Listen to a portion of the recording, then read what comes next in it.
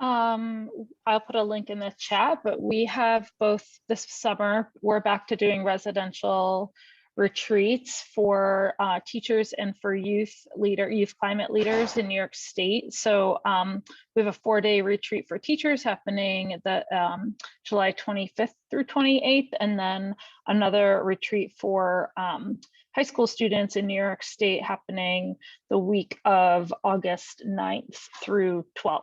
So we're pretty excited about that, and I'll share a link, and we're just trying to get the word out. I'll send an email also to the listserv. So yes, yay for in-person. It's like kind of it's like crazy.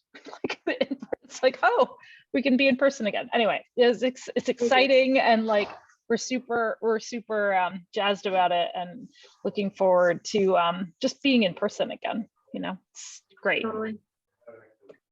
I'll try to promote that a little bit on social media too, Jen, because I know we have a lot of teachers that follow us. So. Oh yes, we have a media kit. Oh, I can send you. Yeah, if you don't mind, that'd be great. Okay. Cool. Any other announcements?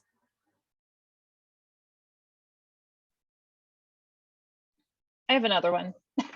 This is really like a New York State one. So I was just thinking, because Ingrid and Don are on the call, and I'm not sure if there's anyone else from New York State, but right now the Climate Act in New York State is open for commentary, the draft scoping plan, and it's a great opportunity to advocate for climate change education in the state of New York.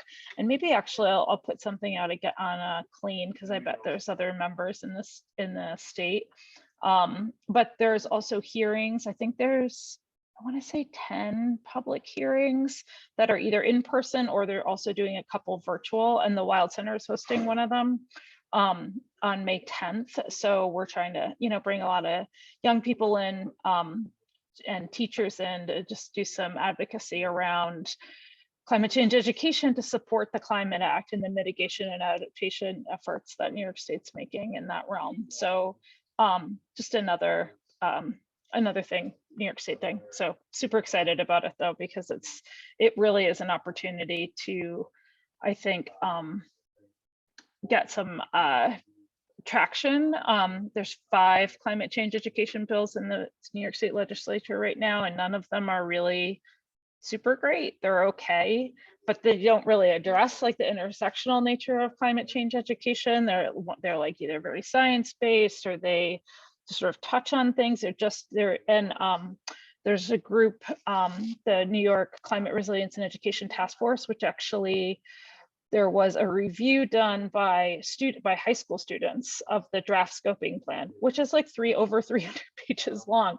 And they provided like a list of recommendations and commentary on the bills, or on the Climate Act, based on kind of what they were seeing at the New York State Legislature, if that makes sense. So they have a pretty robust platform that these young people on our steering committee are promoting. So anyway, just excited to see that in the works. And Don, you and I need to talk soon. Yes, we do. Yes, we do. Yeah, and I have a question rather than an announcement. I'm wondering if anyone has heard of teachers actually receiving the Heartland Institute stuff. I touched base briefly with Glenn and Lynn at NCSE, I think about a week ago, and they, like us, have not heard of any teachers actually receiving it, which we take no news is good news. And I'm just curious as to if anyone else has heard about folks getting that. And I will be pleased with silence. In spite of the truck noise in the background. Oh, you're good. Yeah, I guess silence is a good thing there. But good to ask. We'll let you know if we hear anything. But so far, nothing.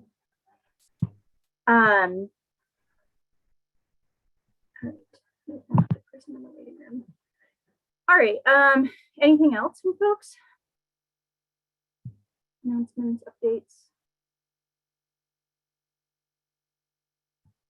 Otherwise, we can move on to our presentation. Gina, there's one thing, the 10 strands, LOI is due on Friday. So a few of us have been meeting, including Jen and a few others, to collaborate on a potential project. So if anyone's interested, it's the California kind of curriculum project that they're driving, and it was funded by the state and San Mateo County in Alameda, or in California, is also sort of a project partner. And so we're applying. So the subgroup of us, they have quite a bit of funding to fund grade band curriculum development. And so each grade, kindergarten through 12th grade, is funded at like a $215,000 level. And you can go in as a collaborative group or independent, but they're essentially, it's an LOI. So they're just kind of assessing who's interested, and they're going to try and pair groups up strategically also as they get the submissions. They see kind of what the ecosystem of folks that are interested in the project are like. And then from that point, full project proposals will be, you can apply for that once they kind of give the okay. Nice. Cool. Thanks for that update. And that's really exciting. You guys are working on that together. I hope it goes well. All right. Thanks. Cool. Let's jump into the presentation because Eugene is here waiting so patiently. So we have an awesome presentation today by Eugene Cordero. Well, you don't know it's awesome yet, Gina. I'm sure it's awesome. But I guess we'll see. We will see. Well, that's a potentially awesome. Potentially awesome. Eugene's going to share the outcomes of his paper, The Role of Climate Change Education on Individual Lifetime Carbon Emissions, which is something we have talked about in these calls, all being climate education folks, really trying to figure out how our work is directly reducing carbon emissions. So that will be super helpful. Dr. Cordero is a professor and climate scientist at San Jose State University. He is also the founder of Green Ninja, which is an education publisher using solutions to climate and environmental problems as a lens for teaching science. So without further ado, I will let him take it away. And you should be able to share your screen, Eugene. Great, thank you. So nice to meet everybody, and you guys have been doing great work. I used to be on the network, and then I got bounced off, and so it's nice just to reconnect with people.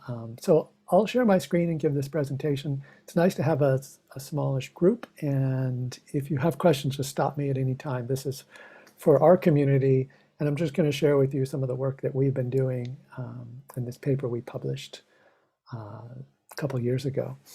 So I'm a climate scientist, but I also am interested in education, and this kind of describes some of the educational work that I've been doing and with other folks at San Jose State University.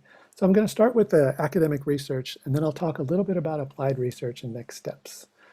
But the starting point for me was the UN Framework Convention on Climate Change, and how education is an essential element for mounting a adequate global response to climate change. So we all know this, but when I look at climate action plans, for example, this is the climate action plan that got released in San Jose.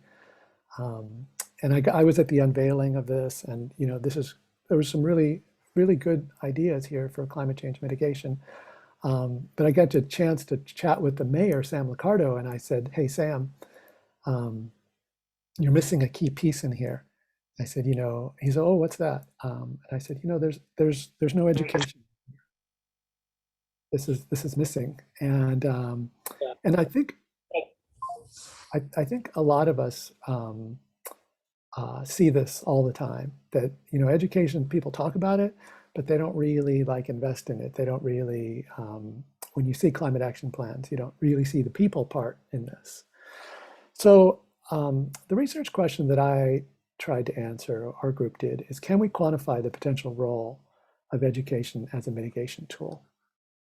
And so that was really the starting point for our work. So I'm going to share with you what we did. and happy to chat about other ideas too. I think this is an important piece. And one of the reasons I think we don't fund this at an appropriate level as we fund other climate change mitigation strategies is that it's hard to measure. And we haven't done a good job as a community in quantifying. So, and we can chat about that a little bit more. So at the university, I was involved in teaching a climate change course. It's been offered for over a decade. It's a special course because it's more intensive than the typical 3-unit general education course. It's 9 credit units over a whole academic year, taught by 3 different faculty at the same time. But the way we designed the course was that we really wanted the course to impact students' lives. So, and we anecdotally had heard that this class was having some success in that. And I'll just share with you that we tweaked this course many times. We used the science ed literature to design the course. We used our experience and we used multiple iterations. But we studied a cohort of students from 2007 through 2011. There were 500 students in that cohort. And as I mentioned to you, it wasn't just a science course. It actually includes 1/3 science, 1/3 policy, 1/3 communications. So it was very interdisciplinary. And the students that we surveyed were no longer students, they were graduates, and they had graduated at least 5 years from taking the course. So it's between 5 and 10 years after they had taken the course. And we were interested in the experience that they had in the course. Now, I'll admit to you, it wasn't a perfectly designed study because when we started teaching the course, we weren't planning to study these students. But, and this happens a lot when we do this kind of work, but we did the best we could, and I'll share with you what we did. I'll just start with a theory of change in this. And I think a lot of us follow this similar kind of idea. Students who take this course that focuses on personal relevance and climate action display a long-term interest in climate solutions and participate in personal behaviors that reduce individual carbon emissions. So that's what we really wanted to quantify this because we wanted education to be seen on the same level as other mitigation strategies like rooftop solar or electric vehicles. And then we had our course design, and I'll chat about that a little bit later about what was in the course. There's some mediating processes that we expect that would happen as a result of the course. But at the end of the day, the goal of the course was that students would have a personal connection to climate change and their behaviors would result in lower carbon emissions. So we actually have that as part of our theory of change. So here's the methodology, and Frank asked me to come and chat with you guys about well, how did we do this? And it turns out, at least, from my perspective, there's some, I'm going to share with you later, some other ideas, but this was the simplest way that I could imagine us doing this. And so it just involves kind of like 3 key steps. But in the paper, and the paper's linked here, and I'll share that link later, the methodology is in our paper. All the instruments, the survey instruments and the procedures is all there in the paper. But there's 3 basic pieces to this. The first is a survey, and you can get a copy of our survey, and there's probably better surveys out there as well. Then we used a carbon footprint calculator, and I'll share that, and then some assumptions and calculations. So I'm just going to go through how we actually did this, because I think that's what folks are most interested in. So we started with a survey, and the survey was like, about our students and what do they think about climate change, which is a fairly kind of standard set of questions. Which of the following statements come closest to your view? Rate your opinion on the following statements. That's kind of fairly generic. And it's actually, there's some really good content in there too that helps us learn about students years after taking this course. But the piece that is a little bit different is this sequence of questions. And it says the following questions relate to your participation in COM 168, the course that we taught. And if this course has affected any of your actions or decisions since you took the course. And then question 13, for example, as a result of participation in this course, I have taken the following actions to reduce the amount of waste produced in my home. So I recycle more often, or I buy products that have less packaging. And then question 14 is, as a result of my participation in this course, I have taken the following actions to reduce energy consumption at home. And what did I do? Did I purchase renewable energy from utilities, or have installed solar PV, installed solar hot water? The course had no influence on my home energy use.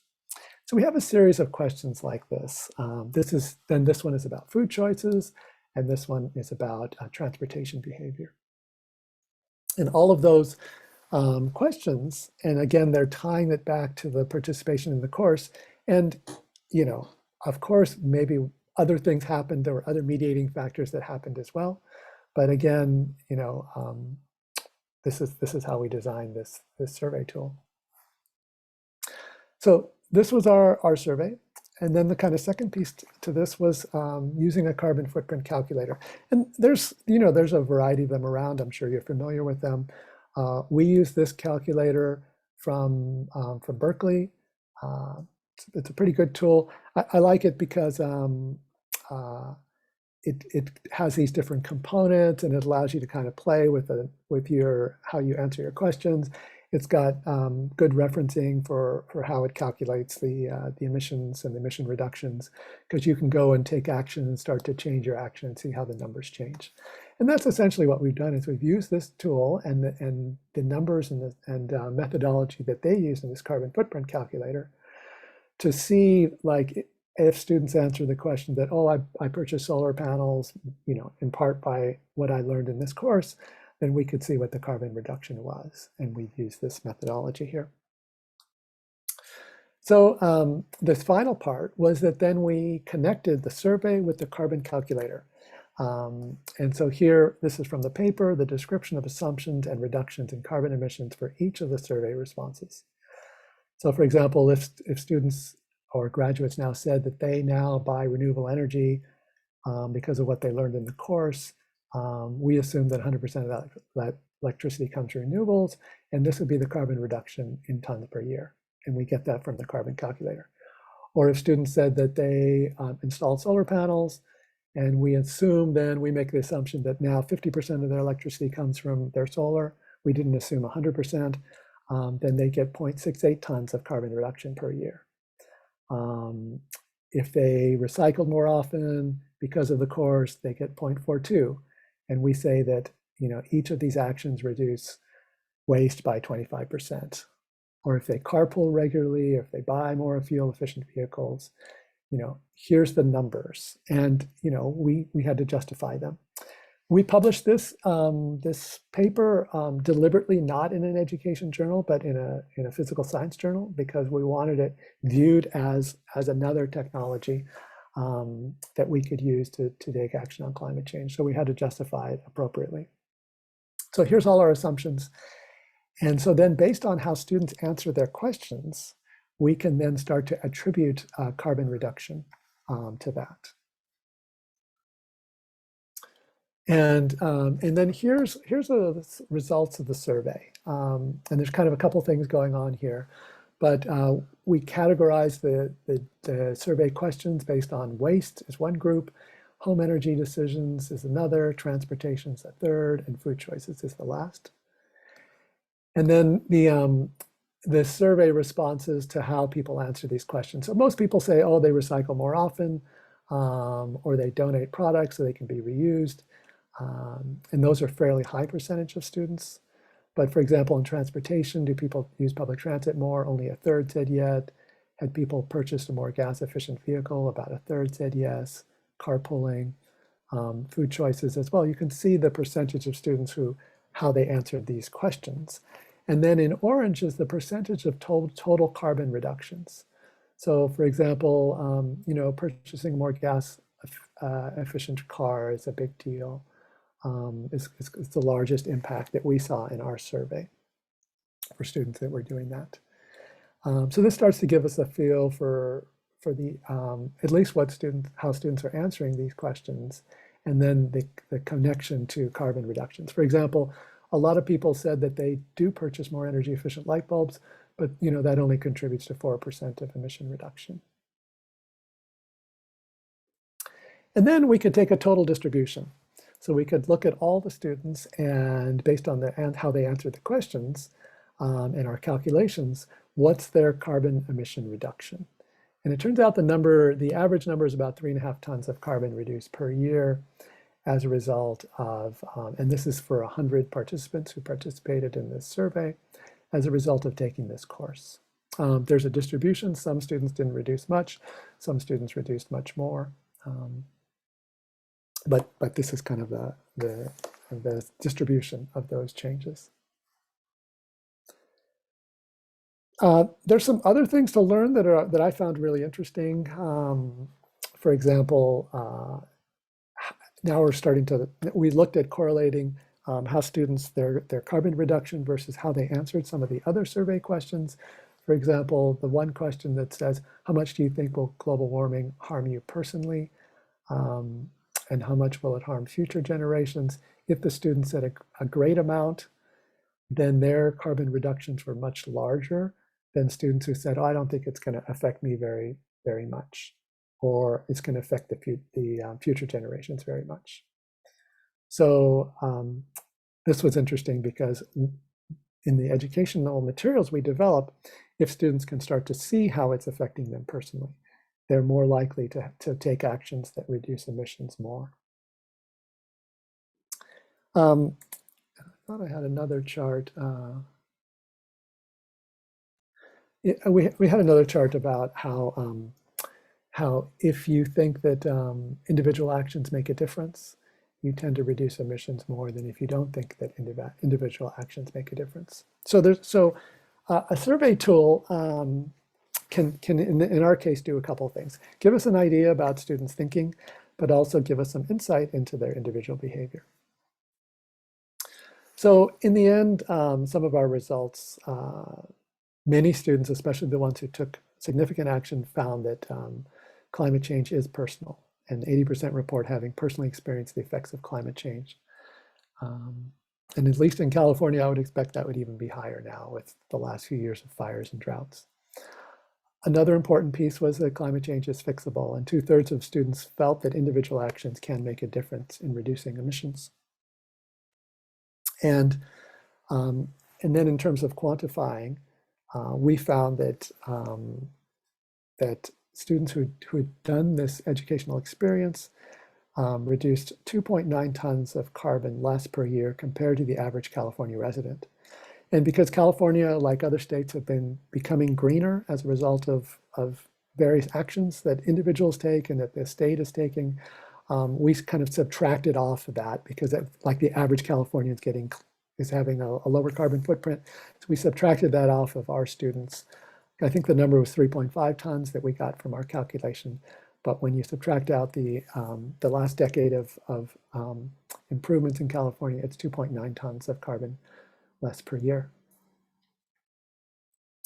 So then the final piece that we did, which was really in a way kind of mostly policy oriented, is that we said, well, what if we could do this not just in one course at San Jose State University, but at a whole bunch of courses, and not just at a university, but actually within the K-12 landscape. And so we created what we called a climate change education scenario, where each student would ultimately reduce carbon emissions at the same 2.9 tons per year. But we would do this for secondary students, and we'd start with 1 million of them across developed high income and middle income countries. So we do this at large scale, just like we're planning for solar and electric vehicles. And we would do this from 2020 to 2050. And the number of students participating in this would grow 1%, all the way up to 10% by 2050. So this is a large scale scenario, and we use the Project Drawdown as a guide for that. So they propose all these methodologies and projects for significantly reducing carbon emissions. Well, what if we added one more? And that was this issue related to education, which Project Drawdown only has I think it has education of girls, but not similar to this. So when we did that, we were then able to compare our scenario, which is in green here, with the Project Drawdown scenarios. And this is gigatons of carbon reduced over the lifetime of the projects from 2020 to 2050. So you can see rooftop solar and offshore wind, electric vehicles, and then we put climate change education here. And the kind of moral of the story here was that education, if well designed and applied at scale, at a similar scale to other climate change mitigation strategies, can be just as effective. And so we use our paper, the data from our paper, to justify that. Now, the headline for the common policy person was this: high quality climate change education can be as effective in reducing carbon emissions as other solutions such as rooftop solar or electric vehicles. And we got a lot of press from this because, you know, we are really trying to link it with data. And we got it published in a science journal. And we have some data to back it. Now, there's lots of assumptions. There's lots of uncertainties in this, and we can chat about those too. But we acknowledge those, and here's what we got. Also, to share this even a little bit more broadly, not with policymakers, but with the general public, we made a documentary. It was screened on PBS markets in 2/3 of the country, called One Carbon Footprint at a Time. That kind of showcased the work we did in college, the work we're doing in middle school, and this general idea that education can be impactful. So in a way, this is a kind of summary of the academic research that we've been doing, the methodology. It's been the best paper I've ever written, even though I've written lots of other papers in the science area. This one, I think, has been the most impactful in terms of generating interest from a variety of different folks. And so I'm happy to chat more, but I'm just going to share one other piece to this, and then maybe we can have a discussion about this. This is the academic research that I've been doing, but I know that folks on this call and within this community are not just researchers. I mean, we have teachers here, but we have people who want to like create change. And so I wanted to share a little bit about the applied research, because it's nice to publish this paper and work with other researchers and maybe help folks like folks that are here maybe quantify the work that we're doing. But I was interested in could we do something more? So here's the course model that we use, that we designed for high quality climate change education. And I'll acknowledge that that we are leveraging heavily on the environmental education literature, a couple decades of literature. But you know, the idea that establishing a personal connection is important, that empowerment and having students having opportunities to solve local issues in their own community is critical. In our paper, we talk about social norms that we were creating inside the classroom environment, and then empathy for the environment being super important. Outdoor learning promotes that, empathy around plants and animals, social justice, those are all areas. And if you leave some of these elements out, your program isn't, at least we found our program wasn't as strong. But when you include all of these, you can have some meaningful and we think long-term impacts on student leadership, student agency. So then what we thought is, well, what can we do with this? So kind of in tandem, we had been doing work around youth engagement around climate and environmental topics. We created this superhero called Green Ninja. We have Green Ninja films and games and educational experiences. And we knew that was helpful, but these were really like supplemental within schools. And really what we then, after we published this research, to see that, you know, education really can be impactful, it can be measurable. Our then goal or challenge became how to take this research and get it into the classroom. And it took us quite a few years to discover and realize that that's a challenge, especially if we wanted to scale it. So, you know, this transition from academic research to applied research for us created this goal. And our goal was to create a commercial middle school curriculum that satisfies the new standards, the next generation science standards, but that also inspires student engagement and leadership around climate action. And so we have done this over the last 5 years. And it's a company called Green Ninja. And I wanted to share with you where we're at today, just as an application of what does it look like for me to be involved in climate action as a researcher. So I'm going to show you that today we have a live campaign. Green Ninja, the company, has a live campaign on this platform called Start Engine. It's kind of like Kickstarter, but instead of getting a t-shirt or getting a product, you could purchase shares in this company, in this privately held company called Green Ninja. And today, we have 41 investors. We've raised $373,000. Our campaign's only been going for a couple weeks. And I'll just scroll through our website here. And there's lots of companies that you can go and get some, invest in a company that's doing drones or solar panels or vodka, or I mean, it's just all kinds of people, growing companies. Here's the reasons to invest. Green Ninja has a product market fit. We had $1 million in sales last year, 10,000 students using our materials every single day. But we also know that the educational trajectory of 20 million US students will be decided over the next 4 years as school districts around the country adopt new textbooks. And you could adopt a kind of traditional textbook that talks about science, but doesn't talk much about the environment, doesn't give students the opportunity to do things really in their community, or might put climate change at the end of the book. Or you could use a product more like ours. And here we now talk about our research. And I wanted to show you how kind of research is embedded in this. So then, we mentioned San Jose State, where I'm a professor, the NSF research that we continue to do.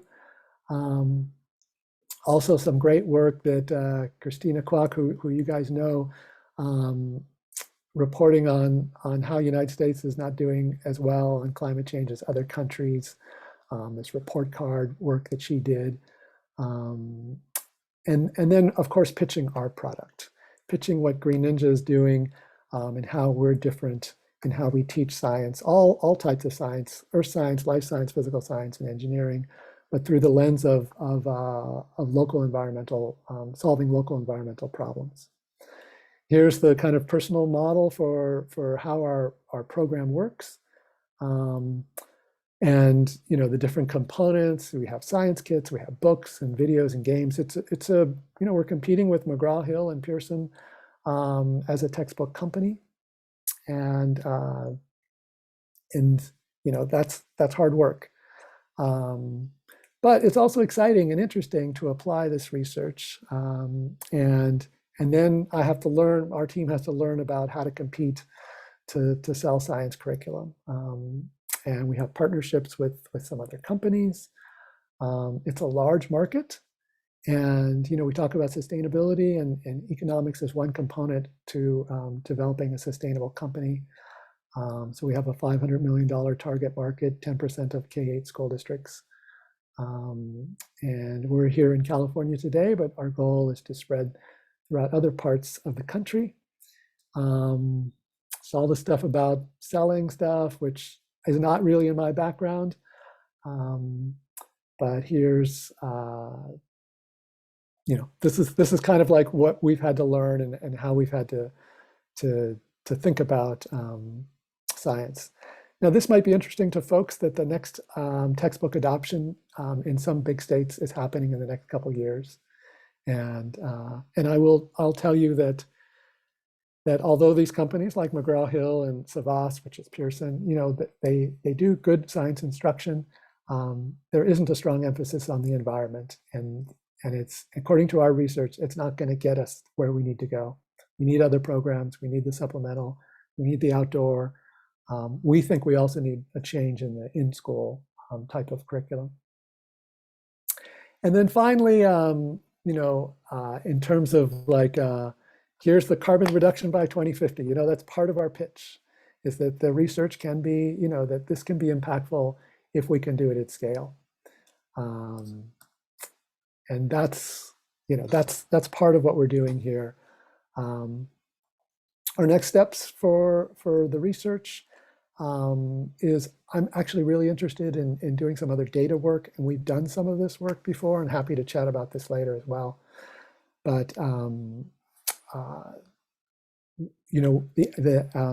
surveys continue to be important. You learn a lot from surveys, especially if we can do longitudinal. But there's also opportunities for us to be measuring within students' homes, using the home as a laboratory. Here's some data where we have classrooms measuring their home energy use during a baseline period and then during a conservation period. We've done this over the last few years. We have some strong data to show that students reduce their energy use, can be active in reducing energy use at home, and that can persist over time.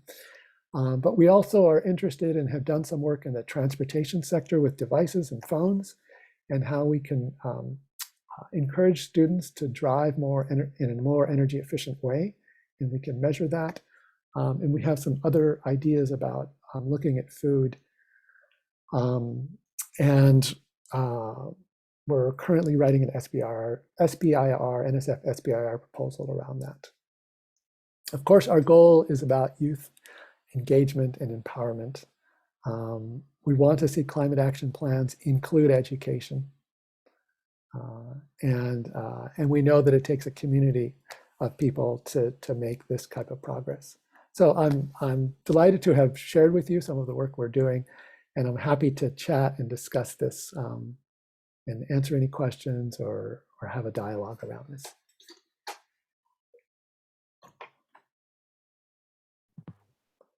Thanks, Eugene. That was awesome. What questions do we have for him?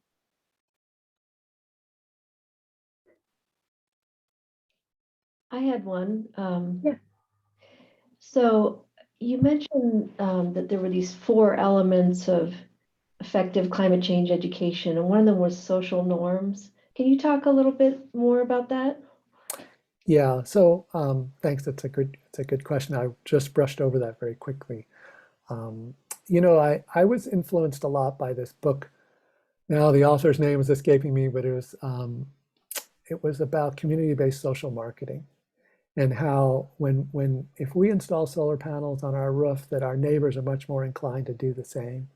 That we do follow kind of each other, and there's this notion of foot in the door, and if you do make it small action, you're more likely to make a big action a little bit later than just doing something big at the beginning. So in this 1-year classroom environment, the professors in the course design, we wanted to make it normal to care about the environment. We wanted those discussions and that dialogue to seem like, oh yeah, that's what life is like here. And so the professors were open about how they lived their lives and the challenges that they had, and that they, like, oh yeah, I walked around a long time to find the recycling bin. I just wasn't going to throw it in the trash, or whatever it is. And what we found is that by the end of the year, and we did some other things as well to try to make this, to make the social norms in the class comfortable for students to feel like, oh yeah, it's okay that I am a tree hugger. I love trees. I want to like embrace this. And so, that's the piece. And I'll say that's the most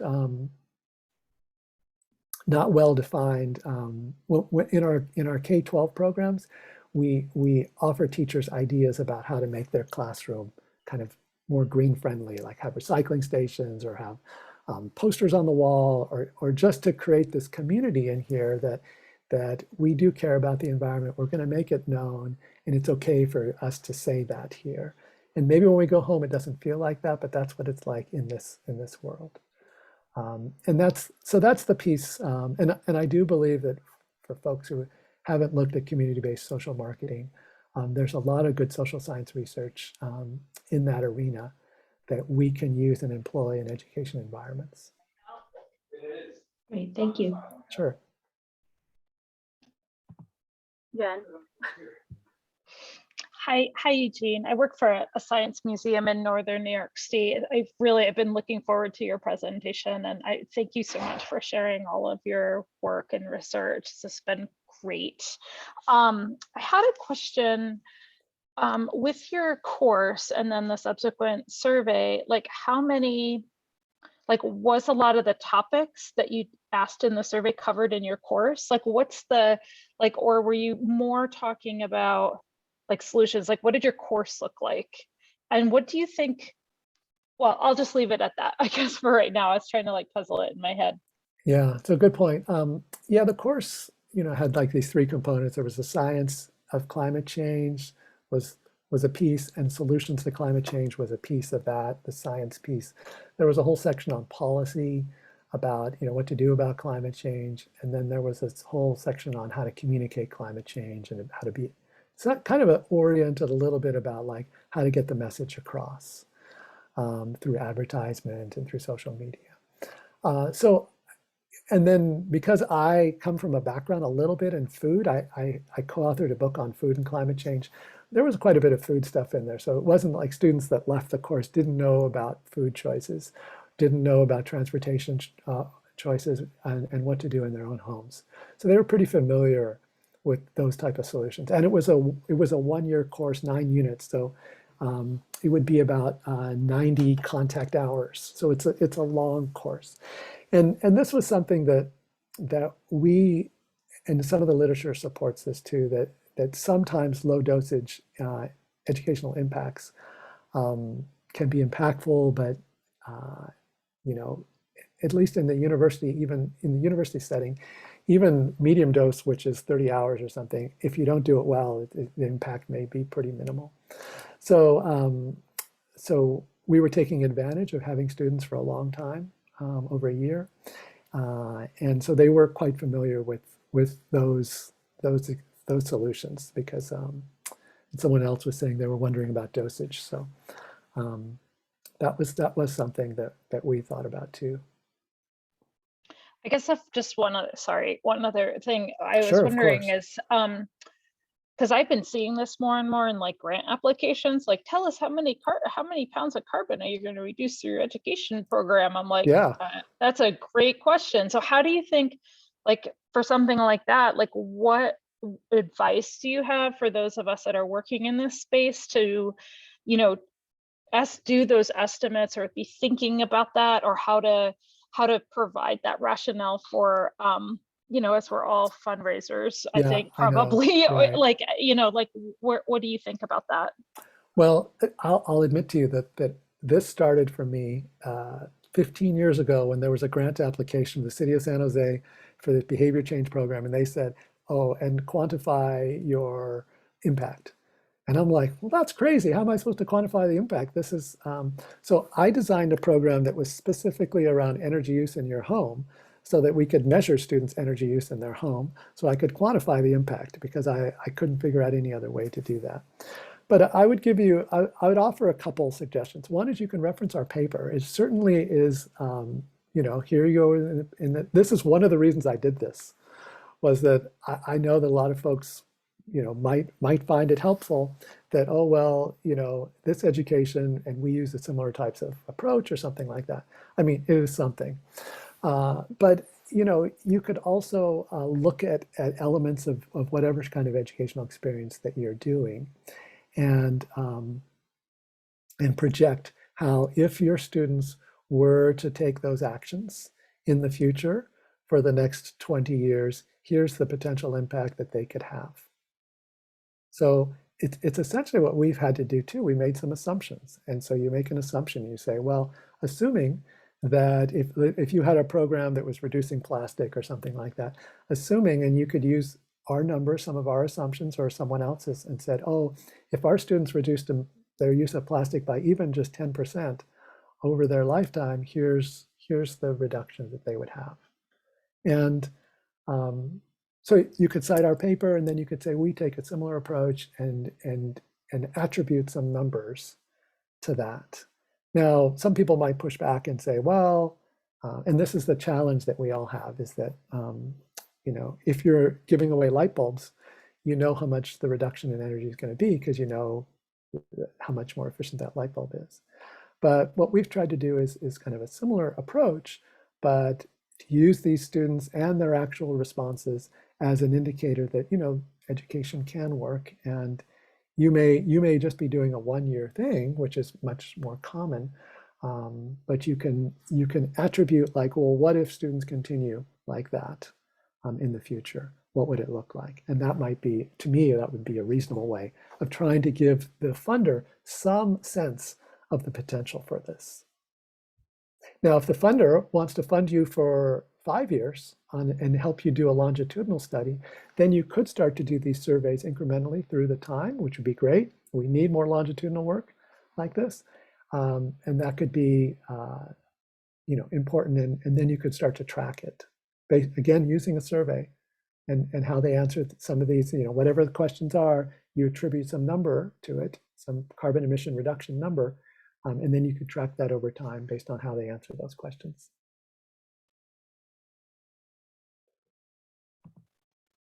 Cool. Thanks, Jen, for that great question. Don, I saw you had your hand raised too. And I may have missed some of this as we transition from deviating apart to that way. But you talked a little bit about dosage, and I'm wanting, I think, to hear a little bit more about that. And it was a 9-credit-hour college course on climate change, and in high schools and middle schools, that's more challenging. And thinking about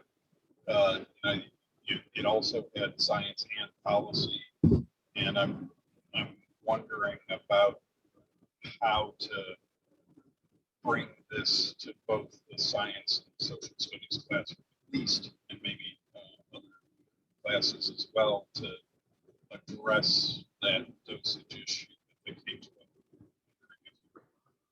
Comment on that some more. Sure. Apologies if you did. No, he didn't. We didn't at all. And I'll admit to you that that my, there's some stuff written in the literature about dosage, but I wouldn't consider myself an expert in that, except to say that I knew from my own classes and doing surveys in my own classes that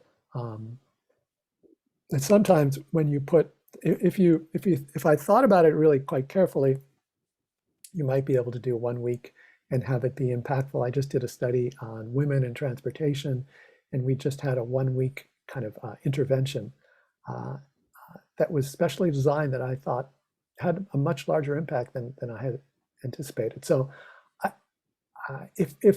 and some other informal survey work we had done before in terms of asking people to examine, like, why do you consider yourself an environmentalist? That it tended to be kind of episodic moments in people's lives that like, not maybe just one, but a series of them that led them to, like, oh, now care about something. Maybe it was a trip, a field trip, or maybe it was going on something that happened. So I think there's real value in designing educational experiences that are different than what people are used to, I guess is what I'm trying to say. But within the, in terms of like teaching science and can a 1 week climate change unit, like, what can we do in that environment? At least, and there's probably some amazing things we can do, but at least in our thinking, our thinking was, oh, let's just integrate it into the science program. Let's make it the science program. So like, oh, I'm going to learn middle school science for 3 years, but it's through an environmental lens. And it's not climate change every day, but it's about water conservation and regenerating soils and thinking about energy and thinking about transportation, all those things.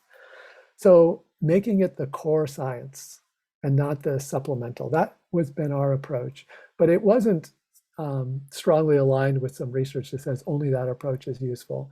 It was just like, well, if we could do it, it can't hurt. And it can only help.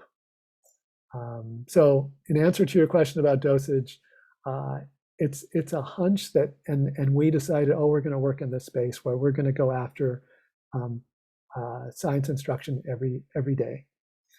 And I think that and what we want to develop is a K-5 science, but teachers don't teach science much in K-5.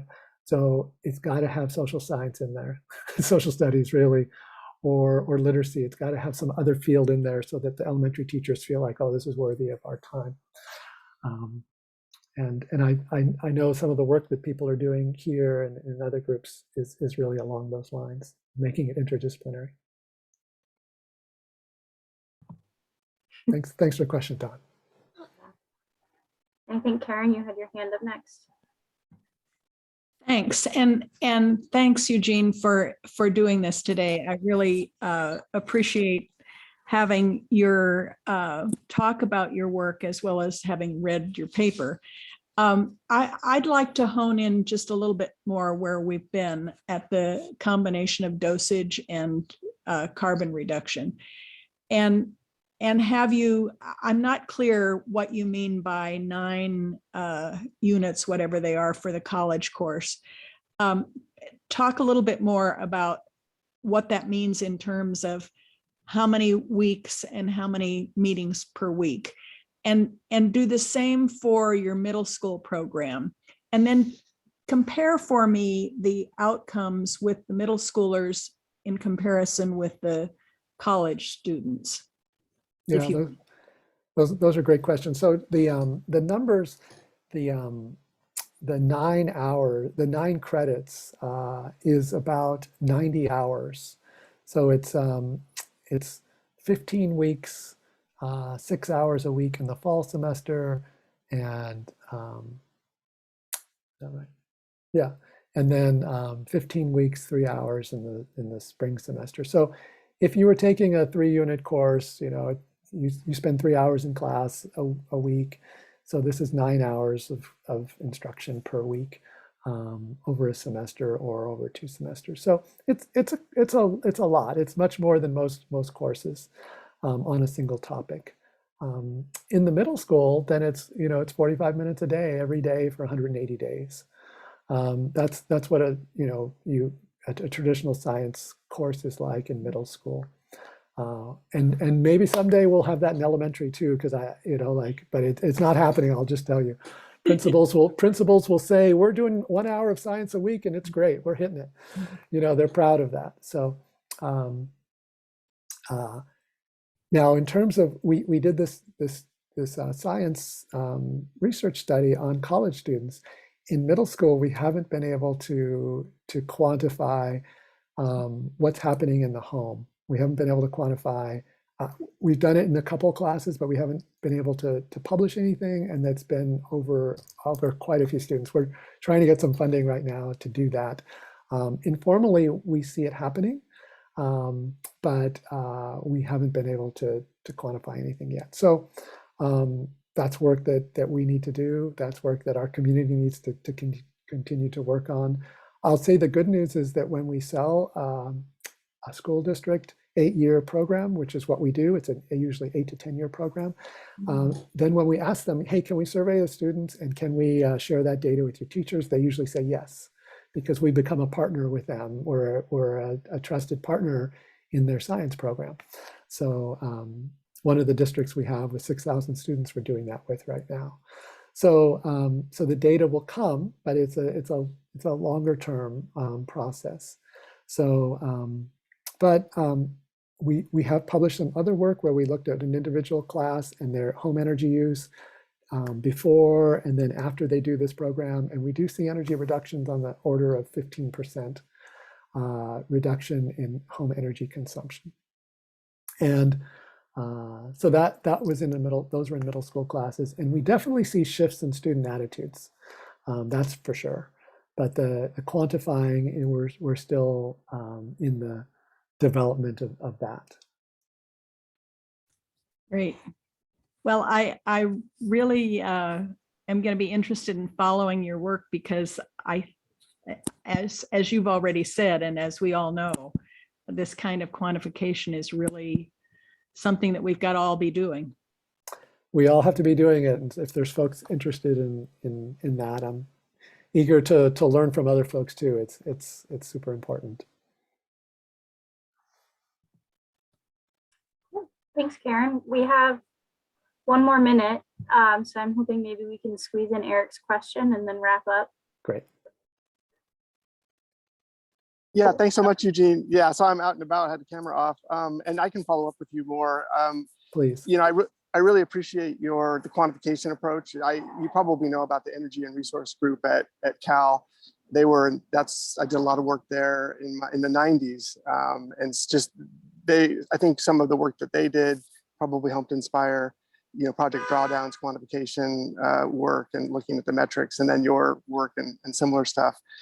In the 90s, we also did had an internship where I did a survey of the whole university. It was a group of us, and we were looking at all the different departments that had some aspect of environmental education embedded in it. Different courses, different majors, and there was just a huge, UC is so big. So I guess my question is, I was curious about at San Jose, if there's a similar kind of ecosystem of disciplines, and what strategies you used to kind of get this course embedded into some of those areas, especially the non-science ones, because I think that's huge. And then were they able to, because that's a big investment in time, if students have a lot of prereqs for their majors, were they able to apply this course within those different disciplines to their sort of trajectory major in their course of study? Yeah, great question. Fortunately, I think many of our universities are starting to get the importance of this kind of work. Yours was a lot earlier than many, Eric's, but we were able to get this as an approved general education course, satisfying course requirements for different majors. And so we have a regular group of 100 students that sign up for it every year. Actually, when we were teaching it, it was a 9-unit course, but it was 12 units of credit. So students got 3 free units for this embedded writing requirement that we satisfied. So that was actually great, because we got students who really didn't care about the environment, but they cared about saving money, and they took this course. And so and actually the reviewers really pushed back on me when we were trying to get this published, like, oh, these are just people who care about the environment. And I was like, no, they weren't. They care about money. And I had to justify that in the paper. It turned out to be a good thing, because otherwise they might have said, oh, it's just because of the class title. We haven't done that kind of measuring, Eric, at San Jose State, but there is the sustainability this, the sustainability that, and now we've even changed some of our general education requirements to include the word sustainability. It's mainly been a successful class by students, because it's a big project in the second half of the course, and students go out in the community and do stuff. And they're very happy to do that, to actually apply their learning in a way that we stand back and let them do something that's meaningful to them. And so because the course is popular, it continues to do well. And I think it's a good model for if you can take some science and then use some other fields to connect it. That's where it's going to be meaningful to a nursing student, to a business student, to a student who's doing justice work and law enforcement. That's I think, and a lot of us already know this, that's where we're going to have impact. So happy to chat with people. I know we're over time, but happy to chat with people more about any of this, and inspired by a lot of the work that people have been doing in here. I just want to acknowledge that.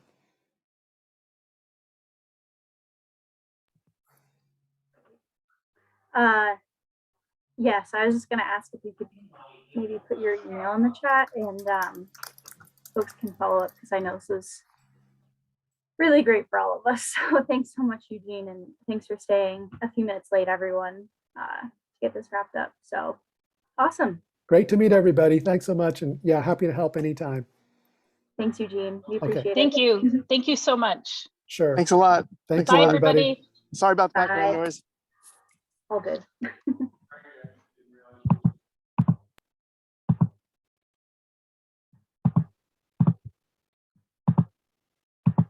Thanks, Gina. You're a great host. Thanks. Okay. See you next time.